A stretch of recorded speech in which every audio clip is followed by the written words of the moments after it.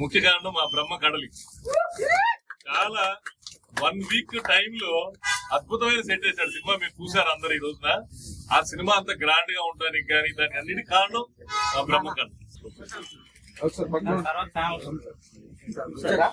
శివాజీ ఉన్నాను, అంత పెద్ద డైరెక్టర్ కూతురు తెలుగులో హీరోయిన్ గా వచ్చి యాక్ట్ చేయటం. 14 crores పెట్టుకున్నారు, ఎంత వచ్చింది? ఏది అప్పుడు 22 crores.